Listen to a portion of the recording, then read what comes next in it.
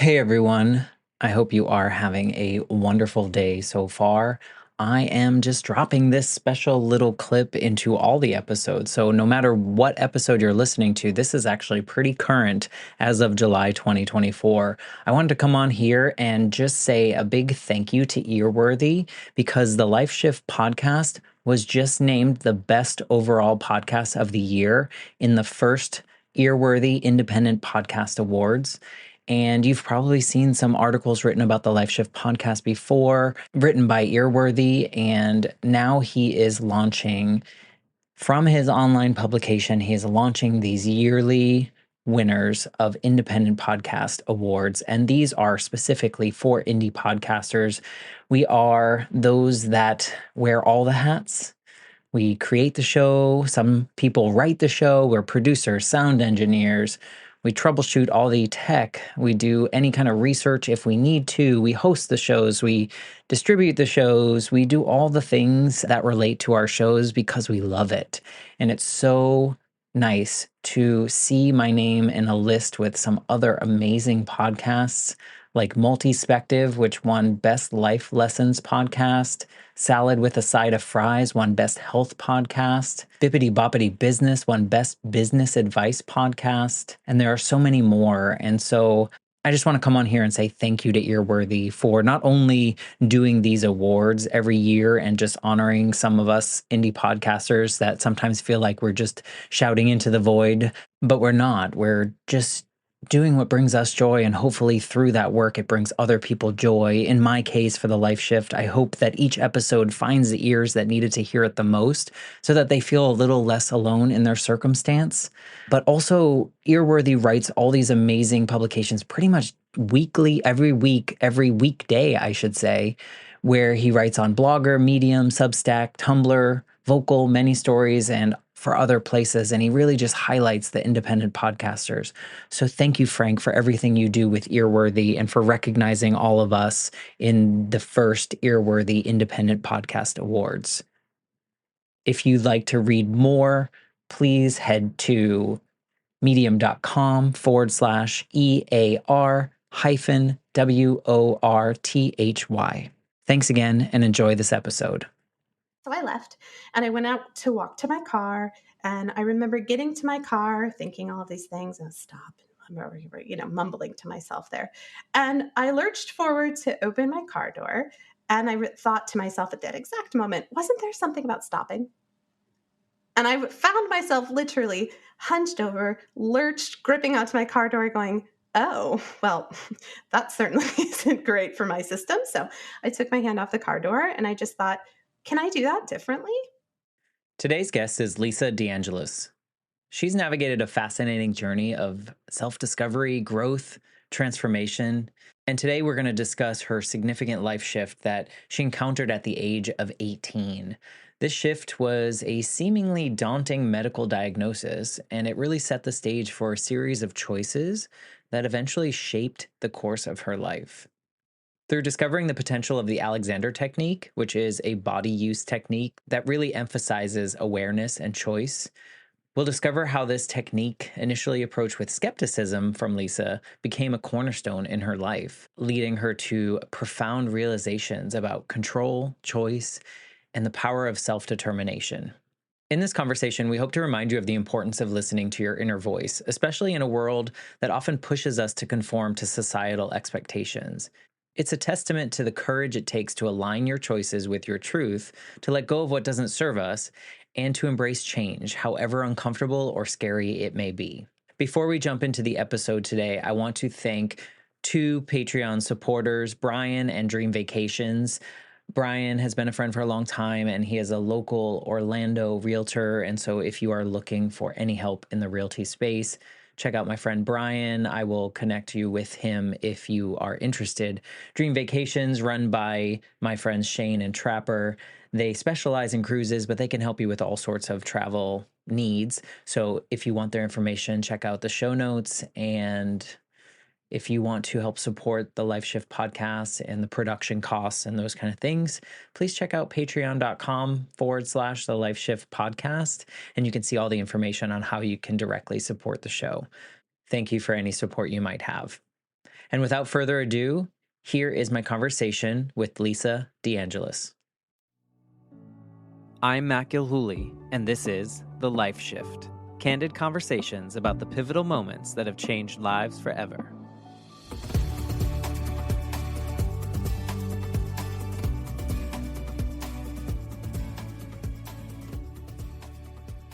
Hello, my friends. Welcome to the Life Shift podcast. I am here with Lisa from New York City. Hey, Lisa. Hello, Matt. I don't know why I said that, but welcome. We were just talking about where we were located, and you're currently in New York City, and I'm slightly jealous. Well, it's funny. I moved to New York City during the pandemic, actually. So sometimes I hear that and I think, oh my gosh, I do live in New York City. And then I have a moment of thinking, yeah, I love this version of my life. So thanks for giving me a little reaffirmation. Where did you move from? I was in Chicago. I lived downtown Chicago, and that's where I was holed up during the pandemic. After many of us were tested in a lot of ways, I like to say for me, that time really revealed some cracks in my foundation, so to speak. I just had some time to ask myself some really interesting questions. And one of them was, what's keeping me here? Especially when I had some ideas and dreams about other things I wanted to do and other places I wanted to go. And I sort of landed eventually on this might actually be the perfect opportunity to make a change. So I went for it. But yes, it's still semi recent. I'm going on 3 years now, and I absolutely love it here.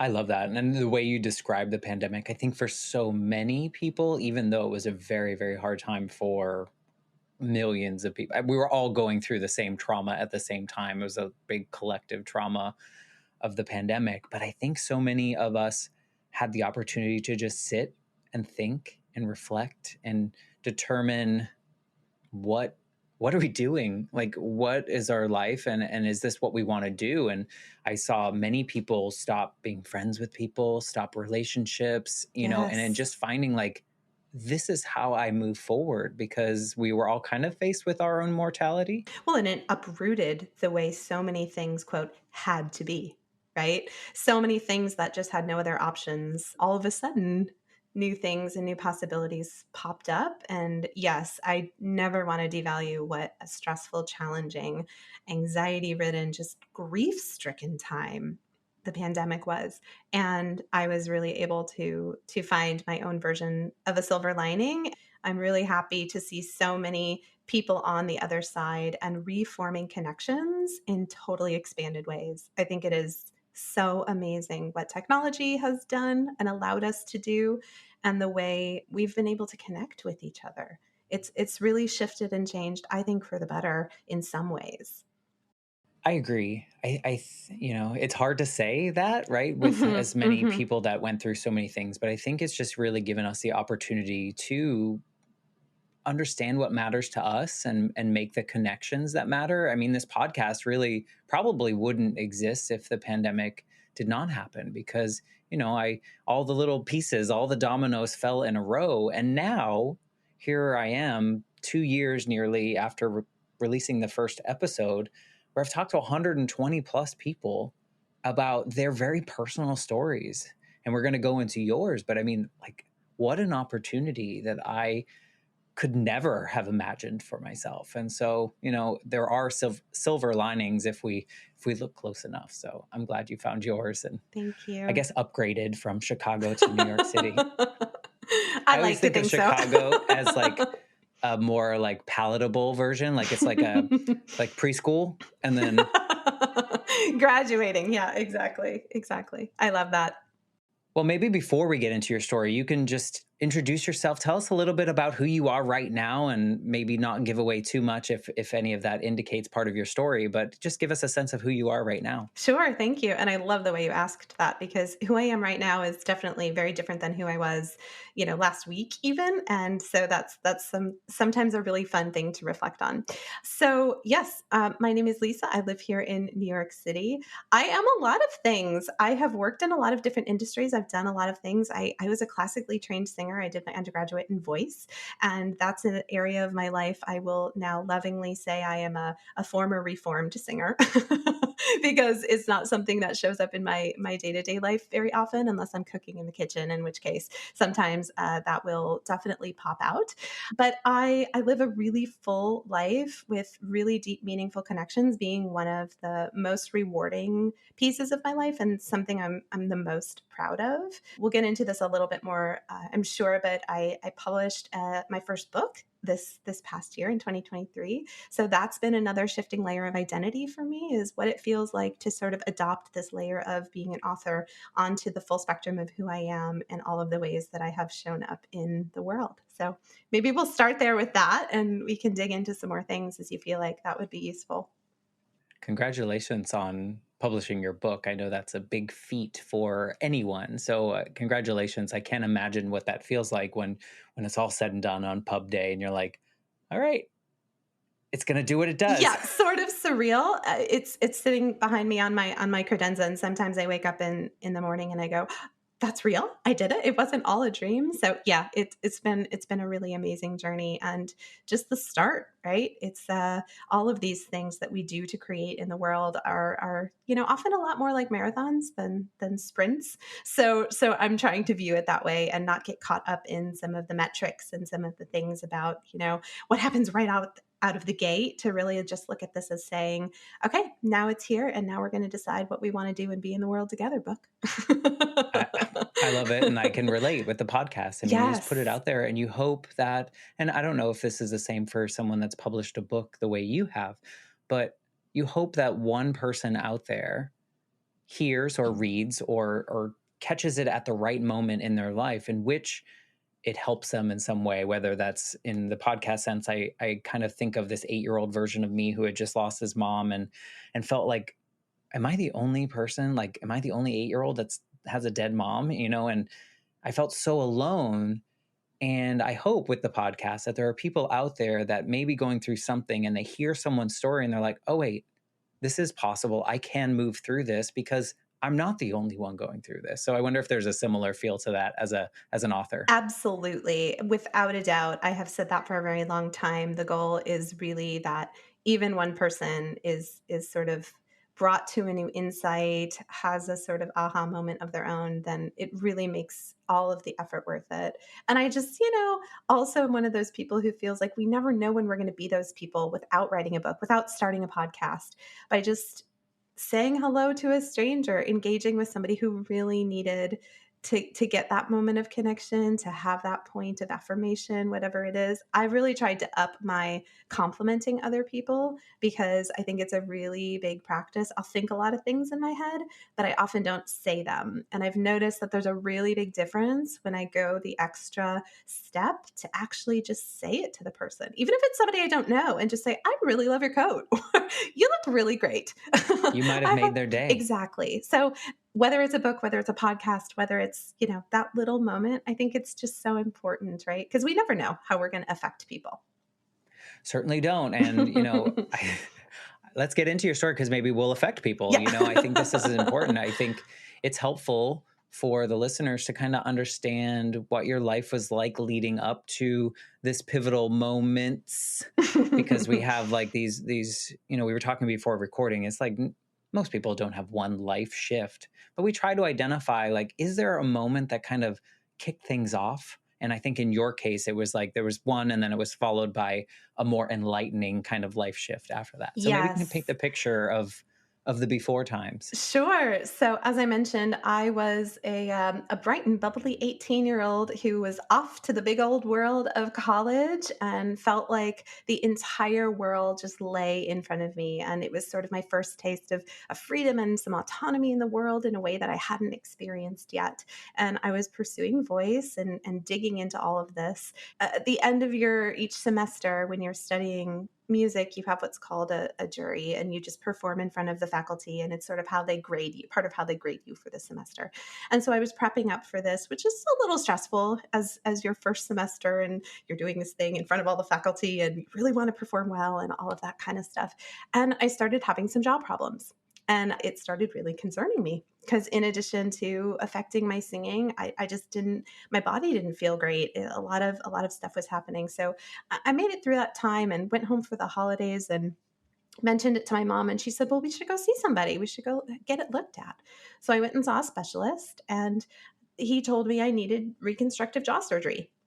And I felt like it was like a scene out of a movie where like everything goes black, the sound goes silent, and sort of the camera is sort of straight in on this face that's just doesn't even know what to think or what to do, because I just thought, this can't be happening. This isn't possible. I have my whole life ahead of me. I was going to become a singer. What would happen to me if I pursued this? Because of course, the whole the whole point of our conversation with that my conversation with that doctor was, we have to go in and take it apart to figure out what's going on, and then we'll put it back together, and fingers crossed everything should go well and you can regain full functioning, but there's no guarantee.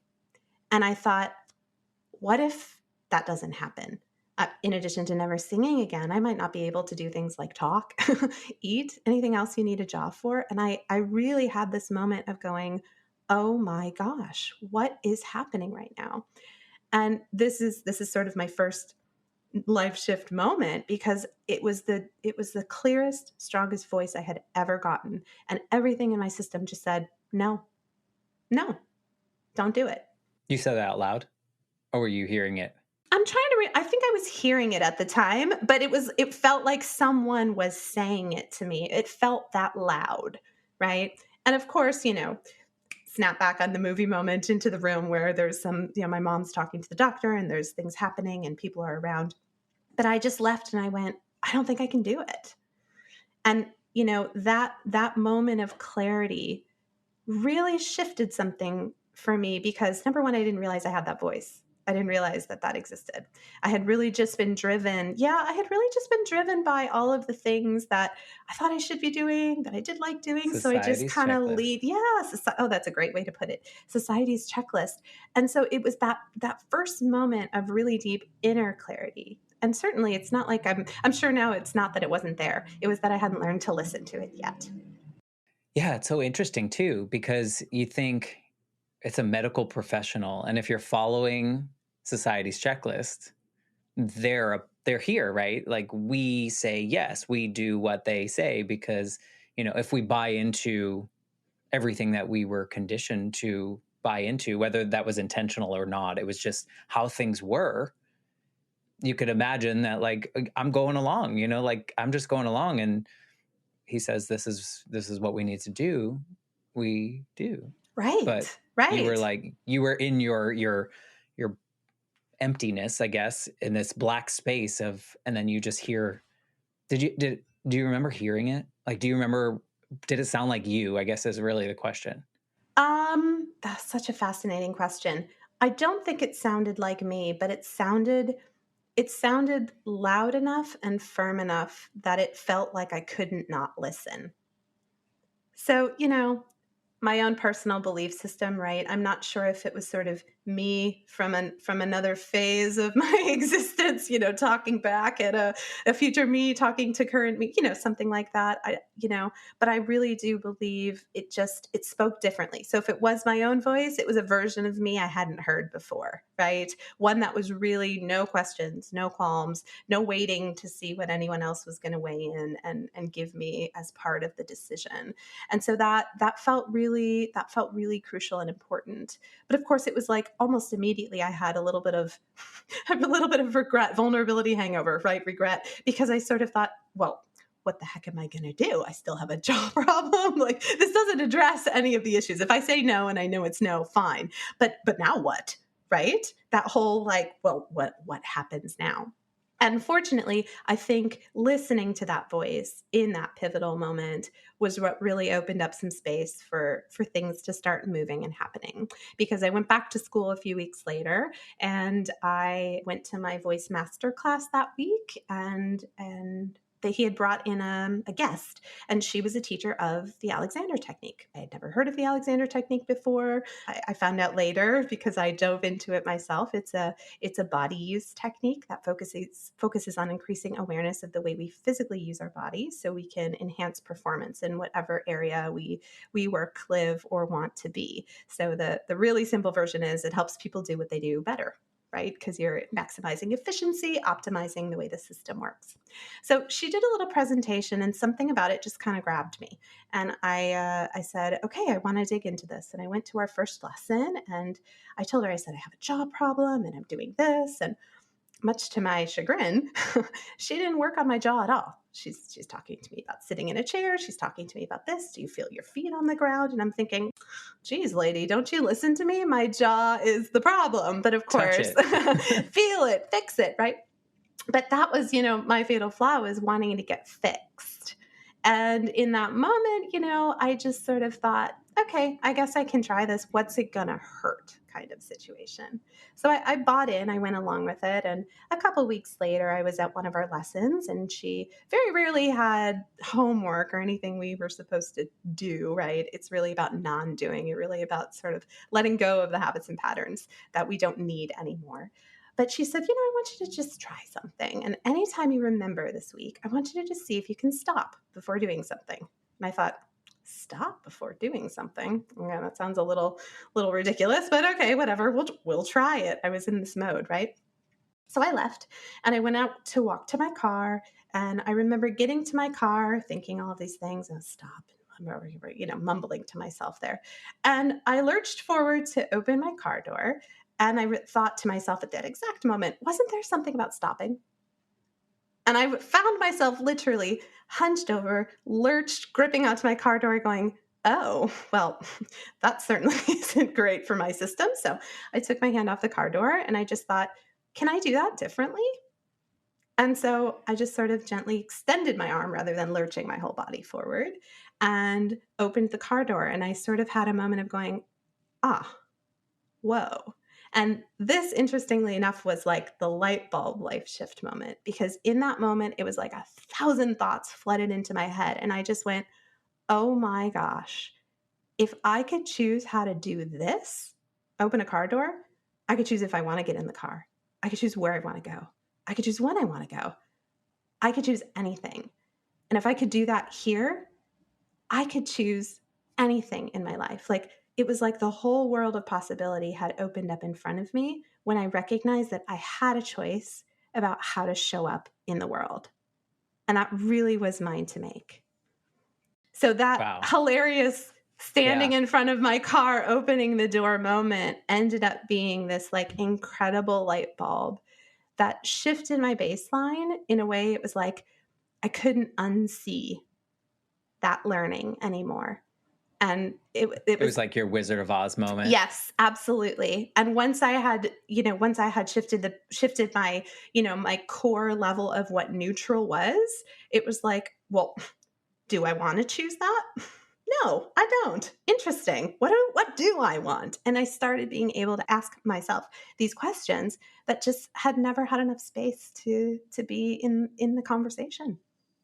So it's like that moment of pause opened up this idea that you have agency to do whatever the hell you want. Before, like growing up, did you have this curiosity? I guess I don't.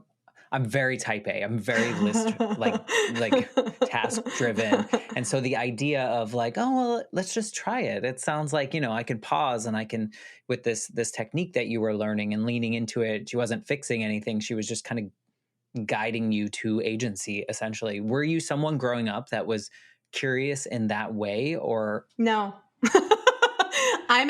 I would describe myself exactly. I'm still a list person, and I'm trying to break myself of it only because, I've realized it's a better thinking tool for me than an accountability tool, because if I live so tightly to my lists, I sort of get into my own head about it, where it's a great thinking tool for me, because I'll write lists of things, and then all of a sudden I'm like, whew, it's out of my head. Now I can actually go do different things. But yeah, I think I was not that kind of a person. So it was, I lived a life where, I loved singing when I was little. And my music teacher, I think I was in third grade, my music teacher might have said to my mom, I think she really has a knack for this. You might want to consider cultivating that in the most supportive way possible. And I'm so grateful she did, because it led me on an incredible path.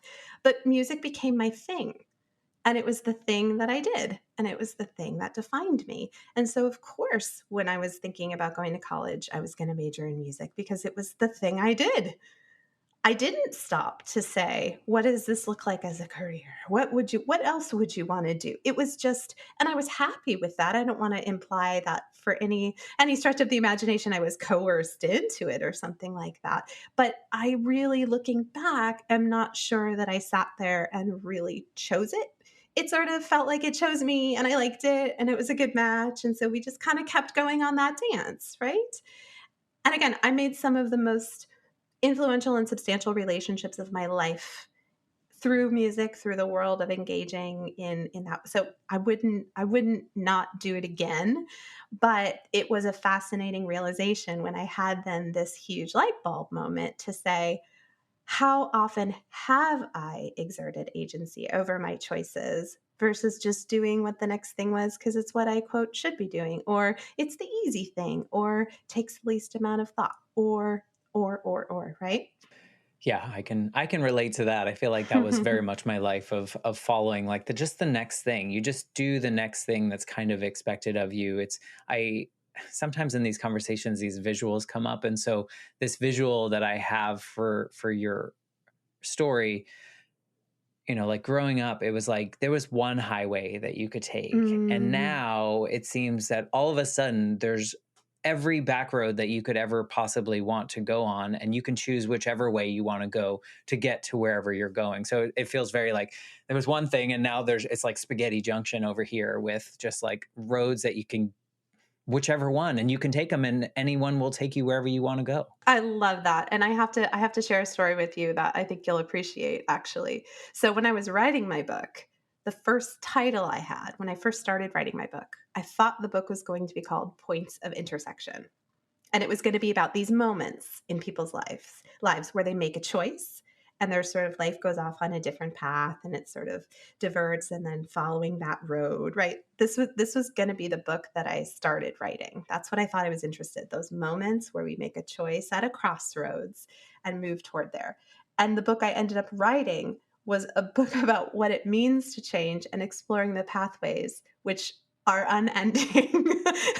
And if we approach them with the right tools and resources, it lets us choose all of them because one's not right or wrong. They're just all choices we make, and they can all take us to different versions of who we want to be. So I absolutely love that you brought in that visual because I actually experienced that through my creative process because I was so focused on this like point A, point B kind of approach to the world. And then it just really blew itself open to become this interestingly messy, like, we love spaghetti. Who doesn't love like a good mixed up spaghetti, right?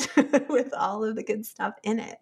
But it's not always, I guess we'll say, culturally celebrated or supported for people to take the road less traveled, the sort of quieter path or the darker path, right? That sometimes appears off in the distance. And yeah, if we let the curiosity lead, we sort of go, hey, wait, what's that one over there? Yeah, I still don't imagine. I still can't do it. I think it's funny, it's like it's scary. I think part of my development and my choices in choosing the most appropriate path is probably related to my childhood trauma and the fact that, like I was abandoned as a child, right? My mom died. And so for a tiny brain, that's an abandonment issue. And I think if I, growing up, if I didn't choose the next right thing, would my dad leave? Would the family member? Oh So I think a gosh, lot of that yeah. is very much, and so it's I think not uncommon. I think there's a lot of us that kind of stick with that because we're afraid of what the other road takes. It might be beautiful, it might be wonderful, and we might understand that logically, but taking or making those choices can be really hard. And so I'm wondering if after your light bulb moment, like what was something that was do you have what was the first big thing that you decided on that was maybe less like the older version of you? I don't know if this was the first thing, but it happened sort of not too long after that. And I guess looking back, I would sort of wonder if this, I've never made the connection until you just asked this, but, you know, performance is a big competition. I wasn't a performance major. I was an education major and I did perform. So automatically there was a little bit of a differentiation, right? The people who were the performance majors were going to go into performing. And there was an audition available for a scholarship. And it was a very, very specific scholarship. It was only available to women, only residents of the state of Illinois, and music majors. So it was sort of this very, very specific thing. And it was judged by partially a performance. And then you wrote, I think, an essay or something like that. And they looked at your grades and, all of these things like a scholarship would do. And I had a lot of people sort of saying, I'm not even going to apply for that because I can't compete with the people who are performers. Right. And I thought, no, I'm gonna throw my ring in the hat, my hat in the ring. I'm gonna throw my ring in the hat too, but I'm gonna throw my hat in the ring for this because I know that I'm a good package. I worked really hard to get good grades. I'm proud of who I am as a performer, even though I might not be performing at the same caliber as other people who have decided to commit to it at a certain level. And I got the scholarship. And I don't know if I would have applied for it had I not really had one of those moments to say, why not? What if? And sort of what's the worst that could happen? Because it became less about, well, if I don't get it, I'll be rejected. It wasn't about that at all. It was just about, hey, I'm just going to go for this because I do actually trust and believe in what I bring to the table. And that felt like a really, really, like I said, affirming moment.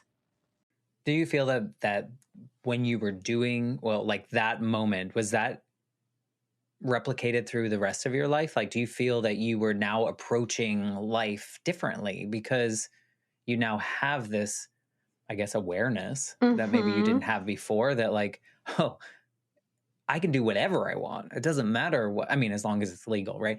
It doesn't matter what the people next to me think I should do or whatever. As long as it's not hurting someone, I can choose whatever path I want. Did you feel like different in your skin moving forward? I'm just trying to imagine this for myself. Yes, I did. And part of it was I continued studying the Alexander technique and then I trained as a teacher. And for the last almost 15 years, I've been a certified teacher of this work, which is about sort of conscious change and body re-education. So it's almost like I started to wind it in at a super physiological level because, a lot of people will approach something like body use and say, I have a problem with this. I want to fix this. I want to focus on this. Not recognizing that what we do with our body system the rest of the 95 or 99% of the day is actually when the habits are coming into play. So I think as I started unwinding the principles of this technique and the way that approach to the world really continued to unfold, it started just seeping into all of the corners of my life. And yeah, it was almost like my senses were attuned a little bit differently. And it's sort of like someone would say something, and whereas previously I might have just let it gloss over me, oh, that's interesting, I would start hearing things and going, I wonder if I could, or could that be an opportunity to, and it was almost sort of like I had different filters that my system was working with. And that really allowed me to sort of step into spaces differently. I was also, I don't know if this is sort of a type A thing or just a me thing, I was also always really obsessed with this identity question of like, who am I? And like defining it in the list form down to the I am this, I am this, I am this, I am this. And the tighter I could make it and the clearer I could make it and the more succinct I could like peel the layers down to the core of who I am was sort of like one of these mission things for me in the back of my brain. And the hilarity is, I've come to realize is identity is probably one of the most fluid things that we experience. And actually, the more I can allow myself to be all the things, I can actually, like I said, it's almost like a gem. Like you can choose which facet you want to reflect or project out into the world. But you've got to have all the facets to do that. If you, file it down so that there's only one way to shine and reflect, is that the fullness of who you are as a person. So it was like my whole concept of identity has just slowly shifted over the years. It's fascinating too to go from, I mean, I guess you still have tendencies of type A, and Oh, for sure. it's fine. But did you ever have a moment, I can imagine this happening to me, in which I start to feel like you're describing, but then like the other part of my brain that's existed for so long starts to question myself and Yep. question like, "Oh, what are you doing? Like, is this doesn't seem normal? This, right? Like the quote unquote normal. This isn't what I was taught. This wasn't, did you ever have these moments in which you were now, at one point you questioned the identity and moved to this space in which you had more awareness, but then did you ever have this like where you're like, well, now I got to question this space because this feels different? Always and constantly, and still the last 2 years, I dove really deep, literally and figuratively, into some somatic trauma healing work, and the mentors that I have been working with are amazing, but also just really were so key in helping me understand that that's not just a my brain or your brain phenomenon, that our system actually has these mechanisms in place that are trying to actually keep us safe, because doing things that are unknown to us is actually, it's scary, because anything that's unknown, we haven't done it before, we don't have a frame of reference. Our brains are prediction machines that work on creating creating choices based on a combination of factors that are going on in our systems, but it works on information from the past. And if it's not a good prediction, the brain tries to do it again and get a little clearer prediction. But when it works, the brain kind of sticks it and stores it and sort of goes, okay, that can be useful for another instance that's kind of like this. But again, we're not really wired for this like wide open space of Which sucks. unknown, which sucks, right? But it also it keeps us Right. safe. So it's this fine line of figuring out how we remind our systems that it isn't always actually unsafe to move toward things we don't know yet. And that's a big thing for me, is I used to get really obsessed with the things I didn't know and how do I gather that information. And I've adopted a new way of describing it, just saying like, I don't know what I don't know yet. So it's like it's just something I haven't learned yet, right? It's not something that's sort of like, you're a bad person. You don't even know that? Come on. No, I just haven't had the chance yet, right? And now that it's in my system, I can take it and use it and figure out what's next. Yeah, and the first time you told yourself that, you're like, "Pff, yeah, right, okay." But it's like one of these Exactly. things where you're like, gotta tell yourself, I understand that now that you explained it in my own circumstances. Like when I found a therapist at like 30 something, which is how long it took me to Mhm. grieve losing my mom, she was like, I was telling her all the things, all the decisions that I would make, all the fears that I had. And she was like, hold up, you realize that ever since your mom died, you've been making decisions as that 8-year-old who's so afraid of what just happened. And it was like one of those like clouds parting. Everything was like, oh, wow. Like I have every decision that I made was the easy one because I knew it was safe. I knew I didn't have to take a chance, that I wouldn't fail. I would do the easy degree. I would do this. I would do, like whatever it was moving, I would get the easy promotion because it was safe. I knew I could move into that space. And so when she said that, it was like, oh, yeah, and so you're right. Exactly. It's like, it's in your body trying to keep you safe. It wasn't like I was intentionally doing that. No, no, exactly. And I think that's the whole crux of it is, our comfort zone is comfortable, right? Well, It's yeah. it's safe, it's warm, it's cozy, but it's not a space where growth and shift happens. We have to move outside of the comfort in order to start experiencing something new, right?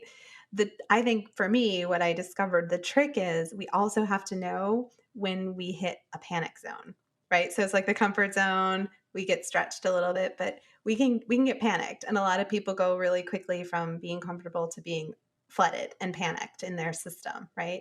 So it's sort of the sweet spot of figuring out what it feels like to stretch ourselves a little bit. And sometimes it's just sort of thinking about the idea for a little bit and then going back to the thing we're always going to do in the way we do it. And then maybe the next time we think about it and, I don't know, talk to somebody about it. And then this, and that it builds up our ability to actually like manage that stretchy space. And the more we can learn how to stretch, that's when things start shifting. I mean, think about any athlete or anybody that trains for anything, right?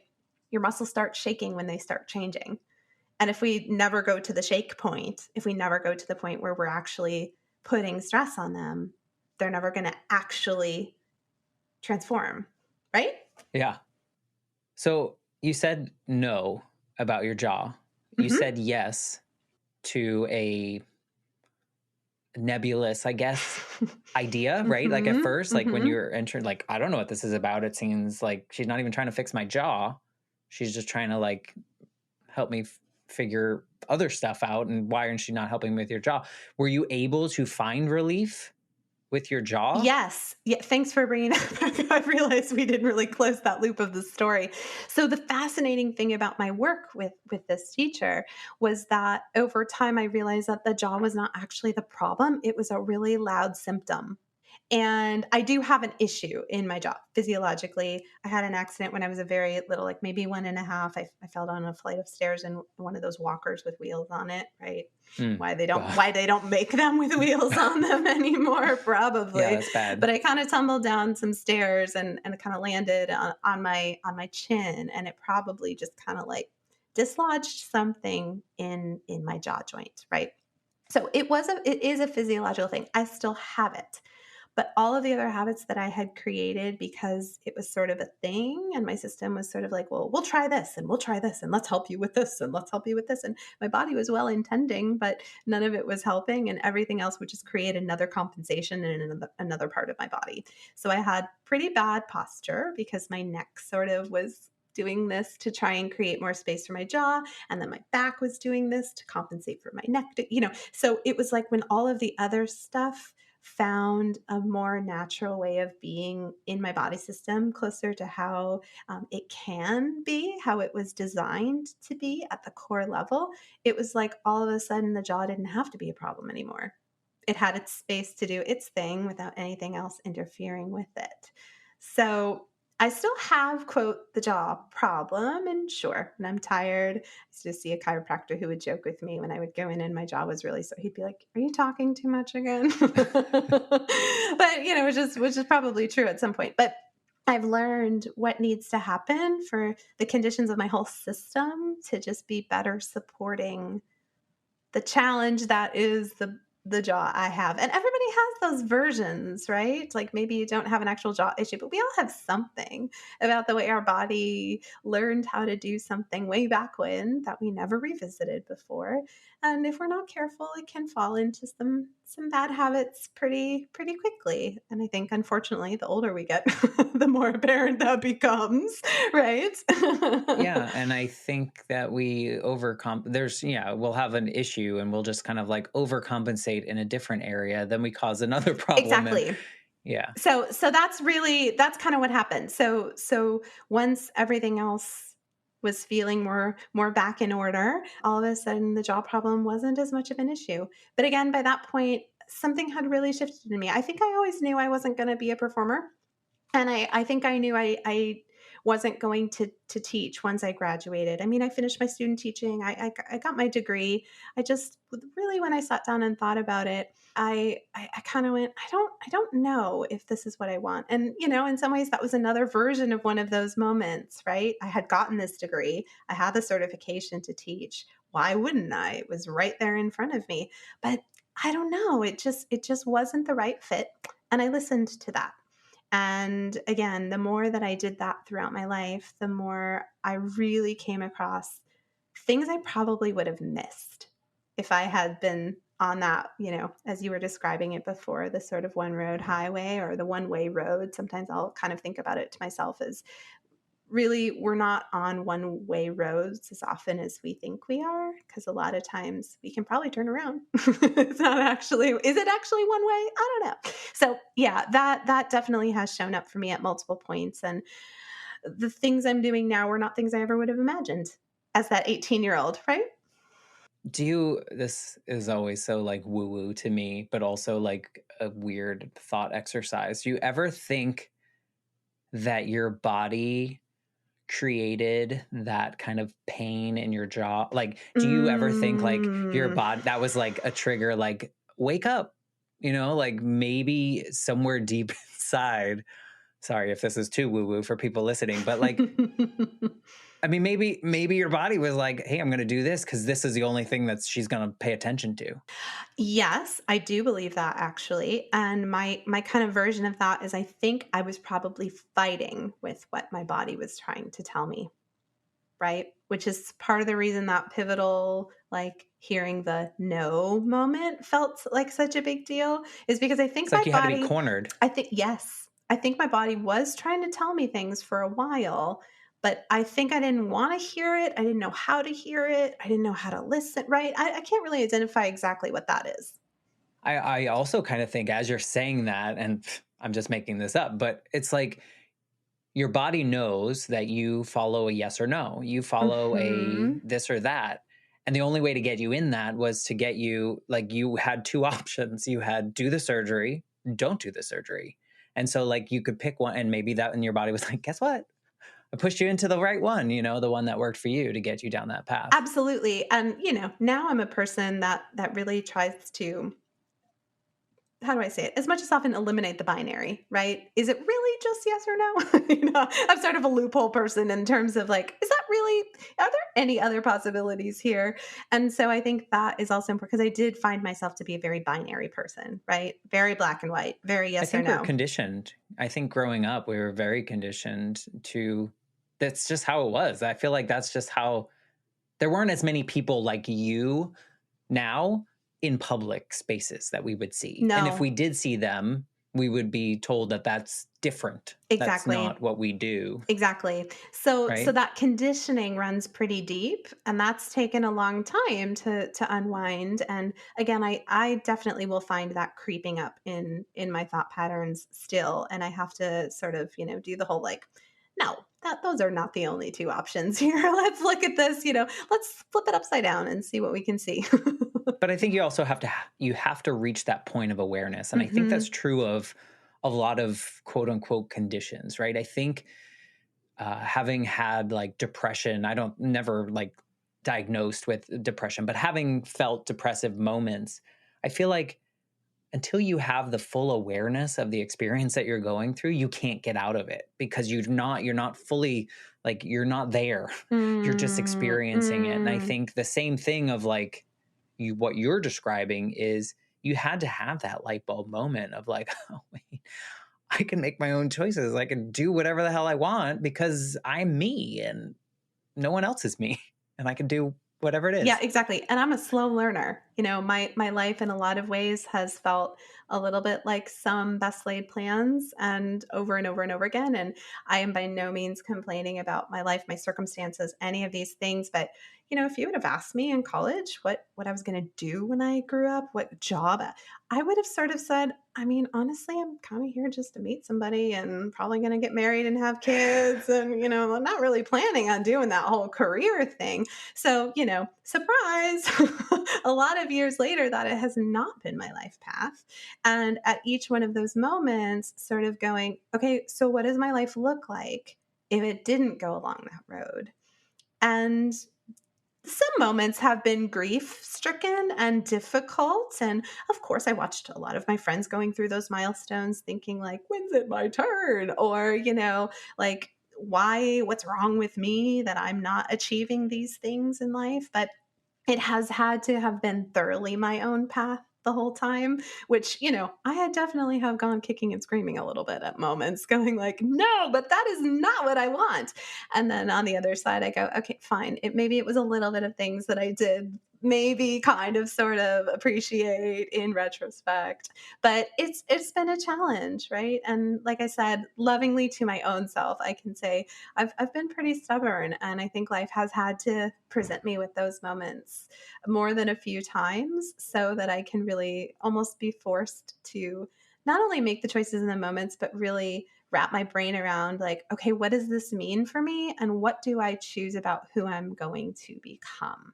Because that's really it for me, is less about the things that I do or check off my list, but about how it creates more wholeness in me as a person and helps enhance who I want to be and how I show up in the world. That's really kind of from that pivotal moment. That was really, I can choose how I show up in the world. And so asking myself that question continues to be, okay, how do I want to show up in the world? And what is this job, this opportunity, this conversation, this relationship, what is this going to do to me to allow myself to be more full and more whole? And it's not contingent on what No. other people Mm-mm. maybe projected for you or planted the seeds. I'm wondering what do you think of the word mistakes? Mm. Is there such a thing for you? Mm. Mistakes.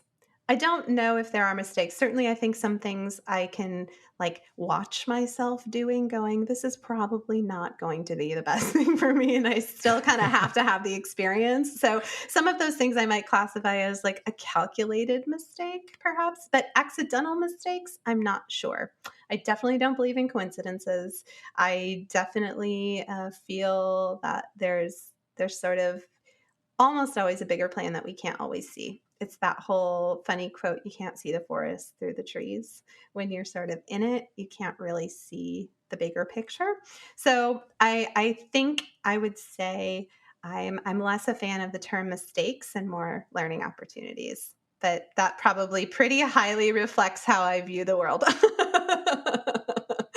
I mean, I think it's a hard place to go. I think, like, again, we were, even you think of school, I mean, maybe different for someone going in through music, but even still, like, you don't hit the right note. In that case, there was this binary of like, it's right or wrong. Like, you're in math, it's wrong. You didn't get the right answer. And so we're very conditioned, or grades, even the grading system in schools is very much Yes. mistake driven, right? You didn't do it right. And rejection oriented, right? Surely in music, you got the part, you didn't get the part. But, look at any of these other things, athletics, like you made the team, you didn't make the team. Like, all of this stuff that really just creates all of this really, I don't know, broad separation points that it gets How do you really shed that? easy. Well, a big thing for me is sort of curiosity over assumption. You're somebody that's clearly curious in the way that you ask questions, the way that you just listen and give people that space, right? But I think often without even realizing it, it's kind of back to what I was talking about before. Those assumptions tend to be ways to make things more palatable and understandable in a moment, but they're really limiting.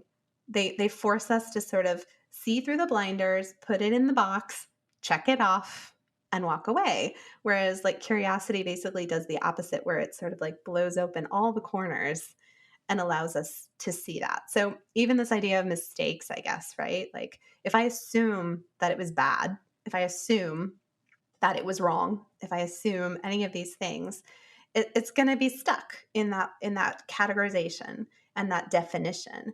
But if I ask myself questions and I just sort of say, interesting, why did I do that?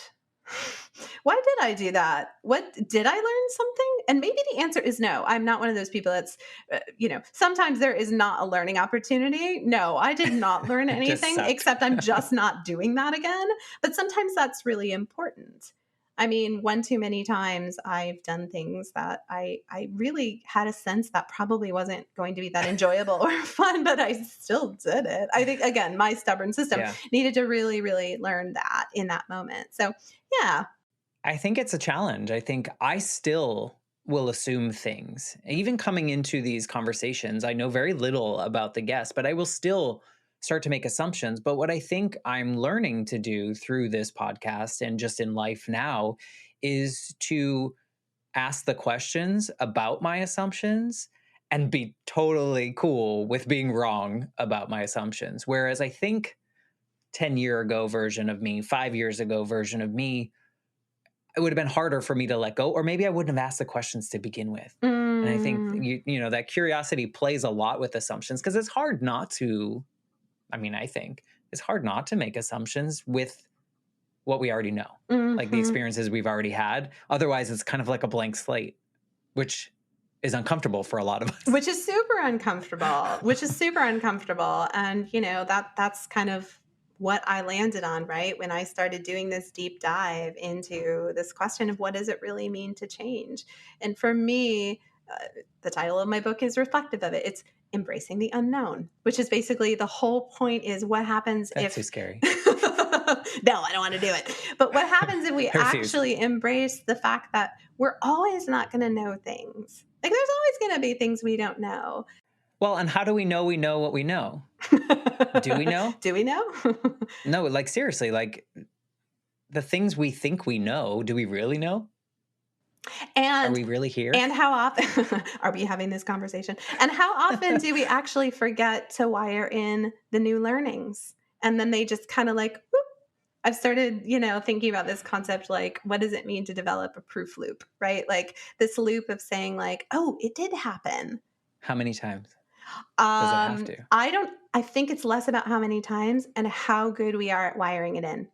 Okay, So fair. my whole thing is, it may not stick forever, but it's a more permanent, it has a more permanent place when we remember. And whether that's celebrating it, whether that's sort of really taking it and reflecting on it, I think that can look really different. But, I think in that sense, it feels like you have to feel it mhm, for me for mhm. something to be ingrained. And if you just think it and not feel it, I don't know if that's possible, but I'm just making things up now. But I feel like if I have to feel it in my body, like you're describing in this technique that you have to feel it there for it to become part of you. Mhm. Whereas like a lot of things we think and then we forget. Like how many times have you watched Jeopardy and not remembered every single answer that you just heard? Right? Like you could hear it the next day and still be wrong. Exactly. So like unless you feel it, you really can't bring it into your wiring, I guess. Exactly. And I Wow, think I just it's made that really, up. I mean, it was pretty brilliant, to be honest. But, and it is an important reminder of the power of our thinking, right? Because when we think about something, it does start to happen in our body immediately. That's one of my big, takeaways from what I learned way back when, and I continue to work with people on. But also the opposite is true is if we really focus on what's happening in the body, it can change our thoughts. It can influence. It's we are a whole body mind system, right? It's interchange or it's intertwined in a way that we cannot extricate, and that's pretty cool. But when we sit in the world of I can control it with my thinking and ignore my body, that tends to, I think, be the more challenging piece for people. So yeah, whatever ways I think we can get it into our body is gonna support us in taking those next steps.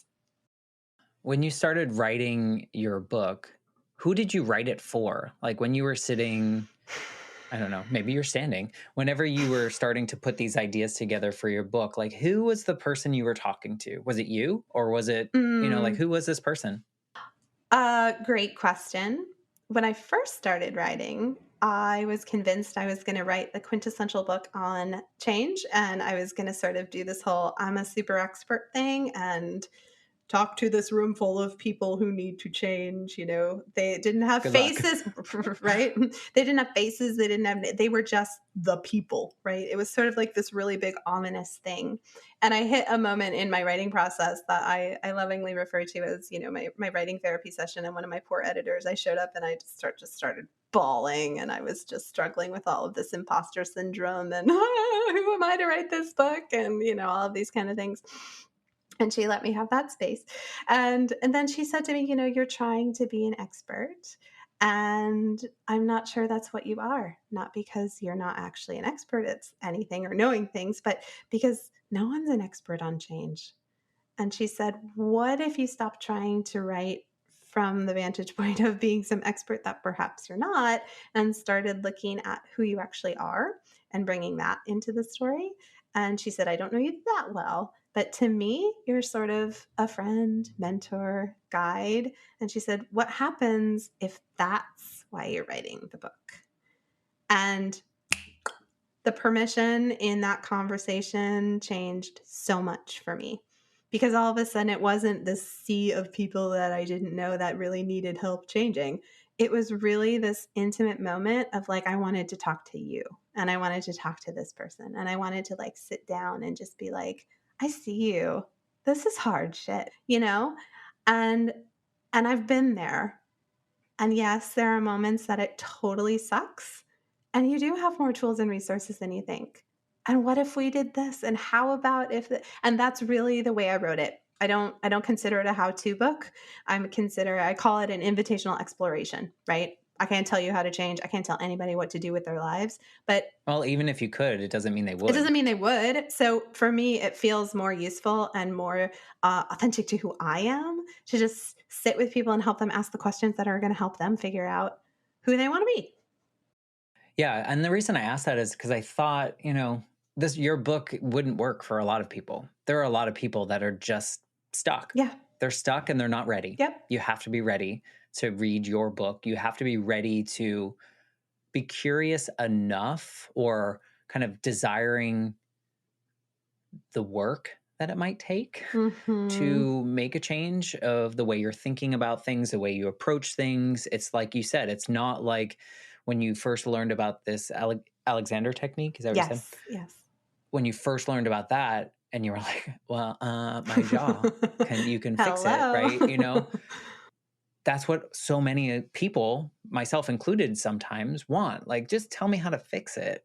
But this is a journey. This is something that you probably have to reach a space of awareness that, like, okay, what I'm doing right now is really not working for me. And I feel like I want to exist in a different plane, but I don't know how to Mhm. get there. And Mhm. so your journey is put through in this book in some way, like you said, you're kind of coaching them and it might work for them. It might not, but it's Yeah. an opportunity to explore and think about. And But I would be hard pressed, really hard pressed to say, I bet you might come to some awareness. If you may not be ready to tackle any of the whatever, but I think for me, half of it is not whether people change or how much they change or how, but it's really about did you just something that shifts your perspective about the way you engage with the world or reminds you that you do have the ability to choose. And choosing might be, I'm not ready, I'm not doing it, and I'm not going there. And there is no shame if you love your life and you live inside of a comfort zone you have created that works for you. And I am celebrating the heck out of that because I think it's what a lot of people strive for in some ways. But I do think we live in a really, really unique time in the world where possibility is so different than what it used to be. And it's such a gift. It's such a gift. no, I think it's wonderful. I think there's a lot of people on this journey now because of the global pandemic, because people had time to think and shift. And like we started out this conversation, really just understanding that our lives are ours to tackle and to Mhm. bring to fruition in whatever way that looks like. And your book is out there based, I'm assuming a lot of it comes from your own experience and the way you do it, and totally transparent. I haven't read it. I don't Yeah. research anyone, so I don't know. But even you sharing this story here, I think we accomplished the task that we set out to, is that someone listening is going to have an idea sparked, might feel like you did, and be like, Mhm. wait, that voice told me no, and I Mhm. can do whatever the hell I want. Absolutely. I think there's such power in secondhand growth, right? Like when we listen to people, when we watch people, it enlivens something in us sometimes, and Or makes us really mad. or makes us really mad. But sometimes But I that's don't think good this too. will. I hope this doesn't make people mad, but that was not the intention. But it moves us, right? And part of it is just like what moves you a little bit, and I think any movement is positive movement because you're moving and you can shift mid-course, right? It does it you develop skill over time. You work on how to exactly hone, so you're going to end up closer to where you want to be, and like that's a whole nother thing. But I really do think it's about being moved, and isn't that what we all want? We want connection, we want belonging, and we want to be moved. It's why we watch the shows. It's why we listen to the music. It's why we, yeah, yeah, We want to feel. yeah, Want to yeah. feel connected to something or to someone or to a group of someone's, whatever that might be. It's also interesting to hear this lightness, I guess, in the way that you present yourself and the way that you speak, and it feels very positive. And I'm sure you don't have all positive all the time, but it feels very like you enjoy what you do and how you do it and the way that you live in this world. But it's always so fascinating to me with the life shift and kind of like this really sparked from a painful experience in which you sought out medical help, and then you were like, if that's my only option, no. Mhm, And this voice mhm. told you, and like it's so interesting to see like how someone can develop in this way from a moment like that. Absolutely, and, I thought I knew everything, right? When I was 18, it was I was blissfully unaware of how much I had yet to learn, and, yeah, looking back, I am just so grateful that version of me listened to that voice and was willing to, like, meet that little nudge toward the things I didn't know, but felt a little drawn to because it was totally not what I would have expected. And I think in that interesting space of surrendering, like I've just been constantly surprised. Like I think that's what it is. You may have just answered my final question, but if you could go back to the version of Lisa before you walked into that doctor's office, before you knew what the Hmm. solution was, what the fix, quote unquote, fix was. Is there anything that you could tell to that version of you that might help her on this journey? I think I would probably say, whatever happens, you are going to be okay. 'Cause that was really the first thing that hit me is, like, my life's over. I'm not gonna be a singer. I'm not gonna, like, and I think, that really was the first moment of freak out, and so I think that's what I would say is sort of like, "Whatever happens, it's gonna be okay." It's interesting to think, you were walking in there for a solution Mhm. and you got this roundabout solution.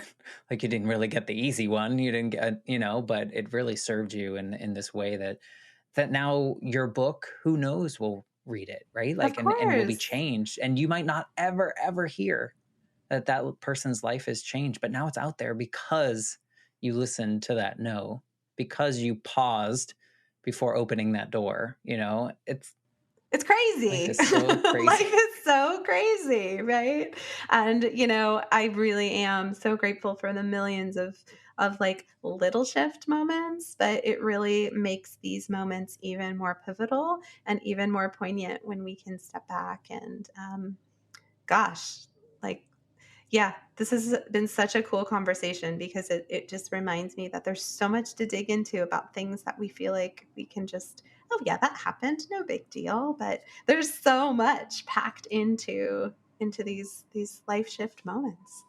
I agree. I'm so honored. Thank you for sharing your story. If people want to like connect with you or get in your orbit or find your book, what's the best way to get connected with you? Yeah, sure. So my website is just my name, lisadeangelis.com. There's a page for the book. There's some information about me and ways to reach out. And yeah, it's been a real privilege to be able to kind of show up in the world in such a different way. Like I said, I'm still working on what it means to embody this whole author thing. And so it's really exciting to me. And my book's available wherever you can buy books, and I would love to know what you think. So anybody that grabs their copy, drop me a little note. Let me know. Awesome. Well, thank you for sharing your story and just being so open about and letting me ask questions that maybe will sound silly when I'm going to edit them. So thank you for that. It was great. Thank you, Matt, and thank you for what you do. It's really important. Thank you. And if you are listening and you enjoy these episodes, or maybe something that Lisa said reminds you of someone in your life, maybe take this episode and share it with them. I think that would be really helpful. And I would be so thankful for that. And if you have a moment, maybe rate or review the podcast on Apple Podcasts. That does something. I don't know what it does, but it makes me feel good when I see them. So thank you for listening. And I will be back next week with a brand new episode of the Life Shift podcast. Thanks again, Lisa.